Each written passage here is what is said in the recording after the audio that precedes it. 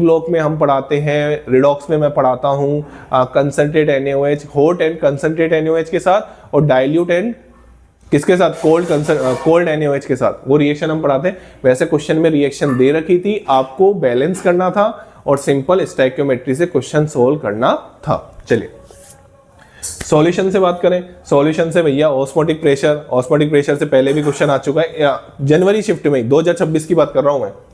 तो osmotic pressure से जैसे 2 सॉल्यूट थे उनको मिक्स कर दिया, वैसा क्वेश्चन था, सिंपल क्वेश्चन था, कैलकुलेशन थी इसमें। आप इवनिंग शिफ्ट में देखें 2 क्वेश्चन पूछे, रोल्ट्स लॉ वही फेमस क्वेश्चन, ठीक है ना, और हेनरी लॉ से क्वेश्चन पूछा था।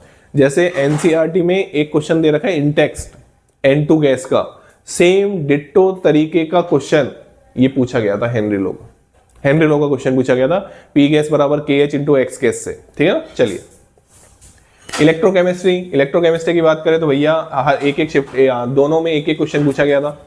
देखो क्या था है ना कि जैसे 23 जनवरी तक फेराडे लॉ से क्वेश्चन नहीं आया था। फेराडे के सेकंड लॉ जो आप पढ़ते हैं ना, जिसमें W बराबर ZIT पढ़ते हैं, तो वहां से क्वेश्चन नहीं आया था, आ गया क्वेश्चन। CuSO4 वाला क्वेश्चन आया था, डिपॉजिट कितना क्या होता है, उसमें कुछ ऐसा पूछा गया था, तो यहां से क्वेश्चन आ गया। ये जो क्वेश्चन था वो अच्छा क्वेश्चन था।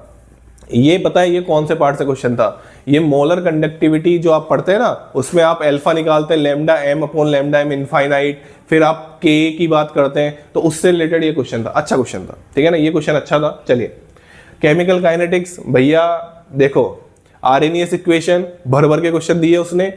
अब वो आ चुका था K catalyse divide by K अनकैटालाइज, ये भी उसी के बाद पढ़ाता है RNAS के बाद, जो कैटालिस्ट पार्ट आपको पढ़ाया जाता होगा ना, उसी में ये चीज बताई जाती है। और आराम से ये बच्चा है ना, कोई तबीयत से क्लास लेता होगा ना, उसको ये क्वेश्चन आराम से हो जाता है, ठीक है ना। चलिए अब मैं आपको एक चीज बताना चाहता हूं कि जो जेई, कई बच्चे ऐसे समझते हैं कि जो जेई मेंस का सिलेबस है उसके अकॉर्डिंग ही पेपर आएगा।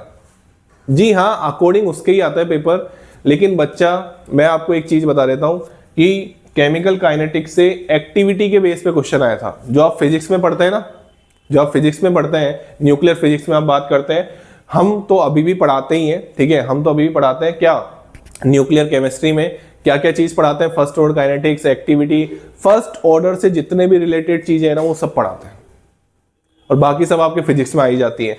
तो मैं ऐसा नहीं बोलूंगा, लेकिन आप इसको केमिस्ट्री का पार्ट रखें, लेकिन ये पार्ट केमिस्ट्री में पूछा गया था, ठीक है ना, तो एक्टिविटी पूछी गई थी। तो मैं यही बोलना चाहूंगा कि बच्चा, फिर से मैं यही बोलना चाहूंगा जो अप्रैल शिफ्ट में एग्जाम देने वाले हैं, कि उसके एप्लीकेशन पार्ट पे भी ध्यान दीजिए।